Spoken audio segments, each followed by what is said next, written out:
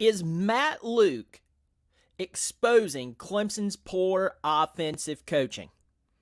That's what we're talking about today. We're going to dive right in. Welcome to Clemson Football Live.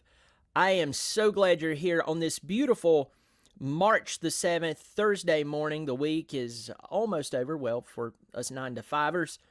But I'm glad you're here. If you like what I'm doing, if you like talking Clemson football, I also talk about other college football teams. If you like college football, I hope you'll subscribe. It is free. I do appreciate it. Drop a comment in the comment section and let me know that you're here, that you're visiting. So Matt Luke, let's talk about this.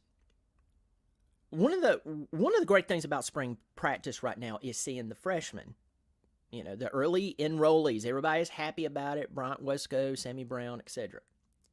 But people are buzzing about Matt Luke. They're talking about Matt Luke and his immediate effect on the offensive line. Now, I'm going to quote a comment that was made by one of his offensive linemen, and it was Marcus Tate. Now, Marcus Tate, he's a veteran at Clemson, and I'm going to read what he said about Matt Luke. Quoting Marcus Tate, "My initial impression of him was, wow. It was different, and for me, I love different. I love change, and just having a different energy come into the room. He demands excellence out of us, and that was his message." Okay? I'm going to skip on down to a couple of more comments that he made, and I think that this is really, really key for us Clemson fans. And I cannot find it now. Marcus Tate talks about how Matt Luke immediately told them, said, hey, listen, you've got to have your eyes in the right place. And for all of us who's thinking about that, it's like, well, yeah, we know. But offensive linemen, they have a very, very tough job. It's a thankless job in a lot of ways, right? And so we talk about footwork, and there's communication, there's keeping your eyes looking in the proper places to see where you need to pick up the pressure, etc. But people are talking about the instant change that Matt Luke has had, okay? And that he's continuing to have. I have said let's temper our expectations for Matt Luke, okay? Let's not expect him to fix every little thing that's been going on over the past few years. I'm going to get into that in just a second. Got Thomas Mills in here. Hey, Brian, good to catch you watching from Germany. Well, I think the proper German welcome is Velkommen. I could be wrong. I'm glad you're here, Thomas. Thank you so much for watching the show. So let's dive into why is Matt Luke already having such an incredible influence on the team? Well, let's dive into Matt Luke. So you have to understand that when you bring in someone who is this experienced, a guy who has over 20 years of coaching under his belt, and then that coaching is an incredible experience. Remember, the last team he coached for was the 2021 National Championship Georgia Bulldogs team. Who was the offensive coordinator for that team? It was Todd Monken, who, in my opinion, is one of the brightest minds in football.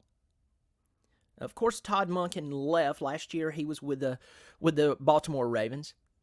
They did quite well. And you got to think about Matt Luke coming from that team with someone who was brilliant, experienced, just cutting edge, very dominant, very brilliant, like Todd Monken, and then going into the offensive coaching room with Clemson. Now, I'm not trying to be mean here. And let me preface this one more time. And some of you are going to see this. This is just pessimistic. Have some faith, Brian.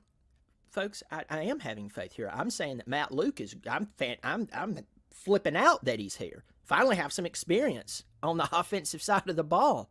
This is good news. But imagine him in his first coaching meeting. You know, it's 3 weeks, roughly, before the Gator Bowl. And he's sitting there and he's just trying to get to know the guys he's going to be working with. And so he looks over at this guy. We'll keep names out of it. He goes, "Oh man, it's nice to meet you," and they're like exchanging pleasantries. He's like, "So, tell me about your career. How you got into coaching, and what's been going on with you." And this guy looks at Matt Luke. Matt Luke, a guy who, as I said, has over 20 years of coaching experience. And the team he just left, he took some time off to be with his family, and then he decided it was okay to come back into the game. But the last team he was with won the national championship with Todd Monken as their OC. And some brilliant minds on the Georgia offensive coaching staff. So he looks at this guy across the table and he's like, "So tell me your story." "Well, yeah, I played here at Clemson." "Yeah, oh, wow, yeah, I heard that. So what happened after that?" "Well, I went to the NFL." "Man, that's awesome. A lot of players don't make the NFL. That's something to be proud of." "And yeah, well, then tell me about your coaching experience." "Oh, this is my first coaching job." "Okay. Well, oh, all right. Well, that's a blessing." Then he goes to the next guy. "Tell me about your experience." Same thing. I played here at Clemson. "That's great." "Oh, what happened?" "Oh, I went to the NFL." "Wow, both of you went to the NFL. That's good." "Tell me about your coaching experience." "Oh, this is my first coaching job." Matt Luke walks out to his first practice. And this is something he would never admit if you put a TV camera in front of him and stuck a microphone and said, "Hey, tell me what you think about this coaching staff." Folks, are we so dull and naive to think he would actually tell the truth? But I bet you if you could go into the halls of Matt Luke's mind after that first practice, and then the other coaches that are on Clemson's offense who's, they might have been coaching for a little while, but never at this level.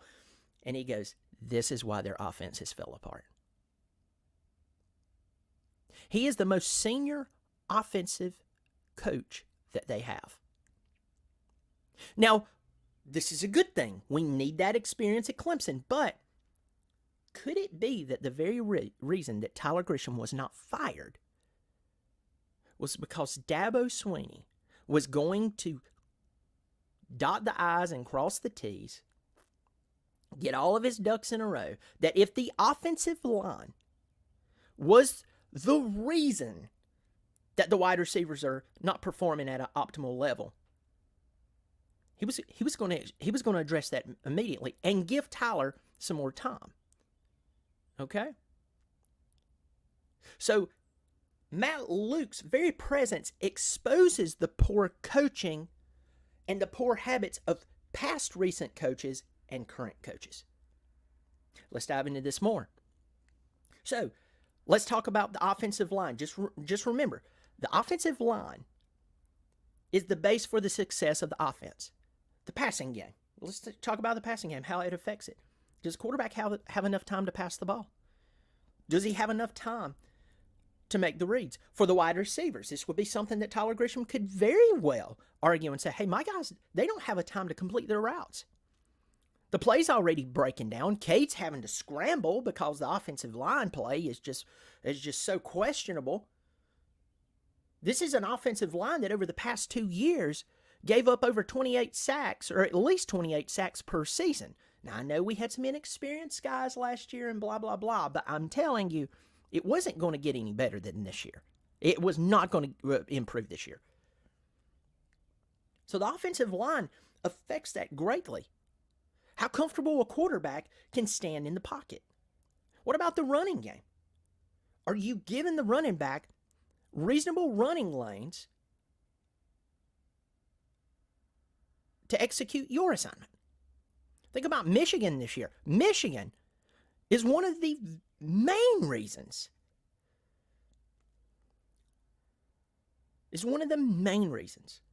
That their offensive line is one of the main reasons they won a national championship. What, against Penn State? They didn't throw the ball the entire second half. Correct me if I'm wrong. I want to say they never threw the ball the entire second half. Won the ball game. An offensive line is important. So if an offensive line is terrible, sure, it's going to majorly affect your rushing and your passing game. It also gives you the confidence if it's 4th down and 1, it's at the 50, you have a great offensive line, you're going for it. because you're quite confident you're going to get it. It's 4th down and goal at the 1.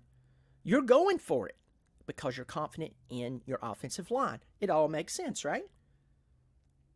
But how his presence is exposing the poor coaching on the offensive side of the ball goes even deeper than that. Let's talk about Cade Klubnik. You're like, Cade's the quarterback. Yes. Cade Klubnik, first, he's played for two different coordinators in his first 2 years. This is one of the most volatile times in recent Clemson history. He was just a starter this year, and not everyone is Trevor Lawrence. Okay? So a lot of people who wants to talk about how Cade, he doesn't look like he's comfortable in the pocket and he's not disciplined to stand in the pocket. The very same people who's saying that about him, they're not disciplined enough to pass up an extra slice of cake at dinner. While this guy needs to be disciplined, standing in a rarely existent pocket, while a defensive player who eats, sleeps, breathes, working out just to be able to hit Cade Klubnik and try to kill him. And you want to talk about he needs to be more disciplined in a pocket that rarely exists? I mean, come on now. So, the poor offensive coaching over the past few years has really affected the ability of Cade to be able to go out and perform. And in those last few years of Caldwell, it didn't look too good either. I mean, let's be honest with ourselves. It did not look that good. I appreciate what Robbie Caldwell done during those championships, but I'm just telling you, it did not look good. I don't know what the issue was there. I don't know what was going on. I'm going to be very careful to say anything about him because he did very well for Clemson. With that said, the past 2 years, absolutely, it was just bad. Next, the wide receivers. You are right. The wide receivers cannot go through their progressions if the offensive line is trash. If the offensive line is playing like crap. And by the way, we've recruited a lot of 4-stars along, at least one 5-star on the offensive line that we have right now. Just the development has not been there, folks. And so, when you look at the wide receivers, you go, yes, that makes sense. The play is breaking down. Cade's having to get out of the pocket. Now guys are having to try to figure out where to get open within the secondary. I get it. Here's where Matt Luke exposes coaching. He exposes, especially on the wide receiver side, the development of the wide receivers. You're like, what do you mean the development of the wide receivers? The offensive line cannot make a wide receiver go out there and catch a wide open pass that they just dropped. The offensive line cannot go to a wide receiver and make him throw a block downfield. Dabo Swinney said that Cade Klubnik threw 9 interceptions last year. Only 4 of them were on him. That means 5 of them was on someone else. That someone else would be wide receivers. And wide receiver U is now wide receiver community college.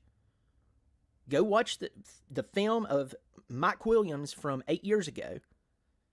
Go and watch T. Higgins. These guys literally came in, and you're like, those guys were just brilliant, Brian. How dare you compare our current guys to those guys? I'm sorry, that's when we were incredible. Those guys went out and beat up defensive backs to get the football. They enjoyed beating up and besting defensive backs. They had a field day. Justin Ross, when he was healthy, bested them. Amari Rodgers would get physical. Hunter Renfrow would adjust his body mid-air while he was falling to catch the football.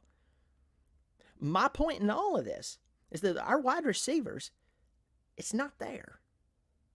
It is not there. And so Matt Luke's very presence is exposing, or let me rephrase that, will expose whether the offensive line play has actually affected the wide receivers that bad. But once again, I go back to The offensive line can't make wide receivers throw blocks downfield. They can't make them catch passes, that wide open passes that they dropped. They can't make them do that. And then you step back and you look at the recent or the past coaches that we've had at Clemson, whether it's Brandon Streeter, who's a Clemson man. Tyler Grisham is a Clemson man. I know he's current, but he's a Clemson man. Thomas Austin, who they just let go, he's a Clemson man. I don't like to see these guys have to be fired. But I think with Thomas Austin, Brandon Streeter, and I know they're gone, and then Tyler Grisham's here. Tyler Grisham is a good recruiter. The problem is coaching is multidimensional. You can't just be good at one thing and not good at the other. You have to be good at all of it. That's why they pay them so much money. And that is. You pay for a specialty. It makes sense. If a person is a specialist, you pay for it. And you should. But two of those guys, I would say all three of them, it's too much too quick. Could Brandon Streeter end up being a really good offensive coordinator? Sure. Could Thomas Austin become an incredible offensive line coach? Absolutely. Could Tyler Grisham learn from the error of his ways and get better? Absolutely. And here's the thing too, folks. Again, Thomas Austin was only at Georgia State for 2 years? Tyler Grisham has been at Clemson the entire time. You have to get more experience, and you have to have good experience with really good people like Matt Luke pouring into you. A great question from DP right here. I wonder if Matt can help develop Tyler or if it's best to just part ways. See, that's a great question, DP, because I have said this. If you go, one of Sweeney's great examples of people not liking his first-time hire or the inexperienced hires is Tony Elliott. He says, well, people wasn't really happy when I hired Tony, but we saw how Tony turned out, which I pumped the brakes on that one.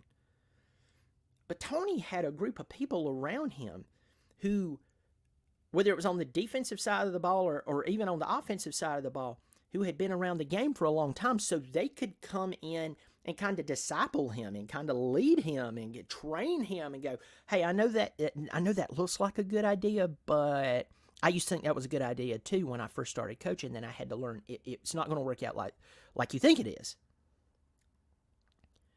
And Jeff Scott plus Tony Elliott, that was an incredible combination together.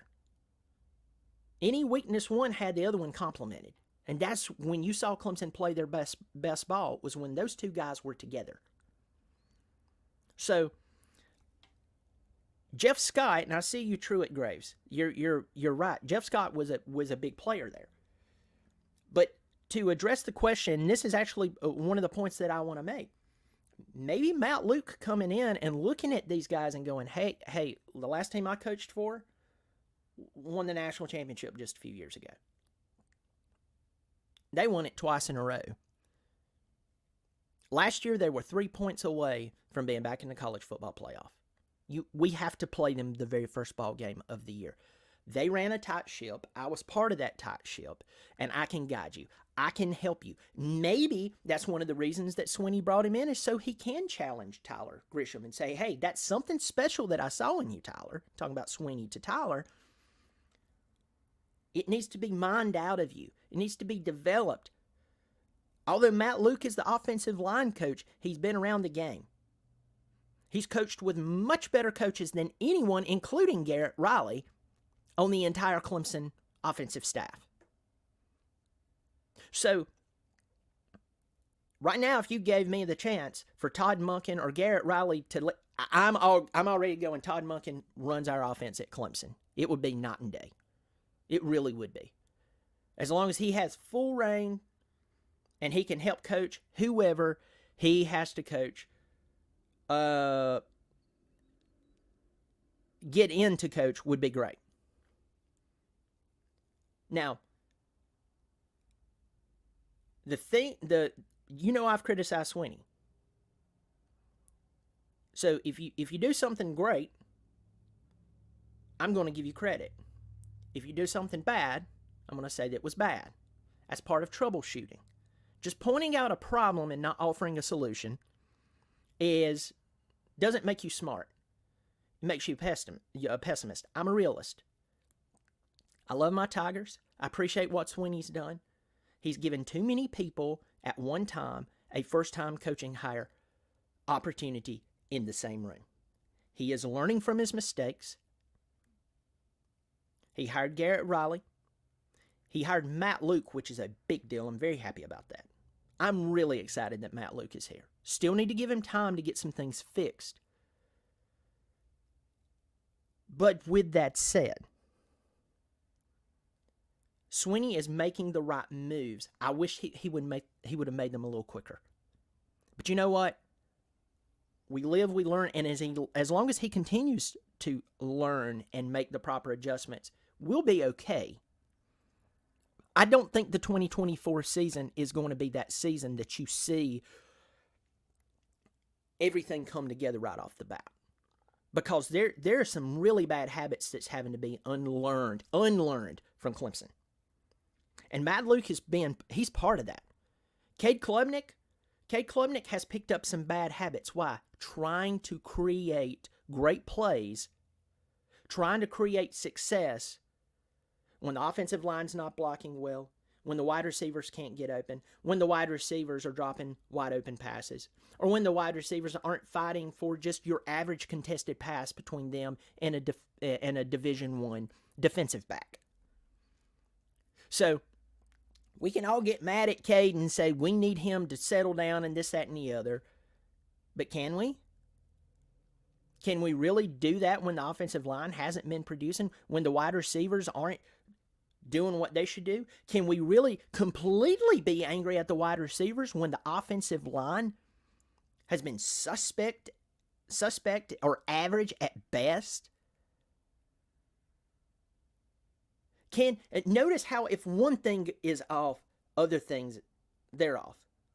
What is it? Like if you sprain your ankle, it can mess up your knee. And or if you mess up your knee, it can mess up your hip. You see how it triggers one other thing? Boom, boom, boom, boom, boom. That's what's happening here. Having someone like Matt Luke coming in, it's great because of the experience, but it immediately exposes the inexperienced coach who has not been developed themselves, and they were handed the keys to a Ferrari. And so, yes, I believe he's exposing the coaching just by his presence being there, just by his intensity. Listen to Marcus Tate talking about it. Marcus Tate was like, hey, he's telling us, hey, look, y'all are thinking too much. Or Marcus Tate said that he was thinking too much, that his group was thinking too much. The offensive line, they're thinking too much. We need to have our eyes in the right place, and Coach Luke demands excellence. Now, every coach demands excellence, but he's modeling it because he has the proper experience. And once again, when I talk about Brandon Streeter, I talk about Thomas Austin, I talk about Tyler Grisham, I even talk about CJ Spiller to a point. I'm talking about Clemson guys that I've pulled for and I have respect for because they're Clemson men, but a lot of these guys, especially the last three I named out, Austin, Grisham, and somewhat Spiller, they've never been outside of Clemson and coached with a group of coaches who are extremely experienced. They really haven't. And so part of that you can't blame them for. And so I am just... I'm hoping that him just being there, exposing what's going on in the coaching staff and what's been going on over the past, it's not been the past few years. It's probably been since the 2020 season.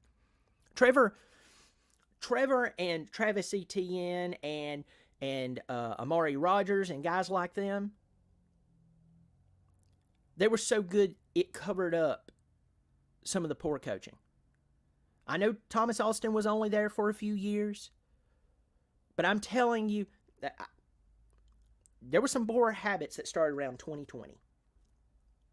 Heavily 2020. You might even argue 2019, some complacency started falling because they just beat Alabama by 4 touchdowns in Santa Clara for the national championship. Okay? But over the past good 4 years, we've seen Clemson's offense go. It's not the transfer portal. If the transfer portal was the issue, guess what? The defense would have fallen apart as well. It would have. So there goes that argument. But Matt Luke, he is exposing the poor coaching, the lack of experience. Hopefully, as DP pointed out, maybe he can help challenge some of these young coaches and say, hey, this is the way, this is not the way. Try this. Yes, he's the O-line coach, but Matt Luke has way more experience than all of them put together. Maybe, I know he has more experience overall than Garrett Riley. I won't say including Garrett Riley altogether with Grisham, Spiller, etc. But you get what I'm saying. He has almost more experience than everybody put together on the Clemson offensive side. Go through some quick comments. Truitt Graves says, y'all will never learn the day Jeff Scott left Clemson, everything went to crap. Jeff Scott would get back with the receivers. This team would be unbeatable. We would be back. I'd love to see Jeff Scott back. I would like to see Tyler Grisham go to a recruiting role if he would be willing to do that. I very well doubt it. But Jeff Scott doesn't seem to want to get back into coaching, at least right now. I'd love to have him back. Yancey Chapman's in here. Good morning, Brian. I agree Jeff Scott needs to be the receivers coach, if nothing else right now. I just really believe him and Riley would be great together. That would be a really good combination, I think, especially if they just let go, let loose, and if Matt Luke can just get the offensive line to just playing solid. They don't have to be the world's best offensive line right off the bat. If they can just get to playing solid, that could be the difference in winning 2 extra games or losing 2 extra games. Eric, a good friend of mine, I think the Clemson offensive line would be more successful if they made more phone calls per day. Folks, I used to work with him, and this is a great inside joke. Thank you so. It's a fantastic joke. It made me laugh. Jonathan Benton, not to be a contrarian, but I'm not certain Jeff Scott is the panacea. I don't know. It is. Some people think he would be. Maybe not. Maybe not. Maybe we're putting too much on Scott. Hey, maybe Scott needs Elliott as much as Elliott needed Scott. We don't know. Folks, tell me what you think. Leave it in the comments section below. Am I right? Am I wrong? Do you agree with me? What is it? What are you thinking? What do you see? And here's the only thing I'm going to ask you. Just be specific. And trust Dabo is not specific. I appreciate Coach Sweeney, but that is not specifically fixing a problem, folks. I would like to hear that. Also, if you want to subscribe to the channel, please do. It's free. It's a great way to support the channel. I've been picking up some subscribers recently, and this is the off season, but I've been doing a lot more videos. Also, I am joining the College Huddle, which will launch in April. It's a group of college, whether it be college football, college sports, YouTubers and podcasters. I am the Clemson representative. Shout out to Eric Boggs over at the Ohio podcast and YouTube channel for reaching out to me to join this. I'm looking forward to it. We're going to collaborate. It's going to be great. Here's a commercial for it.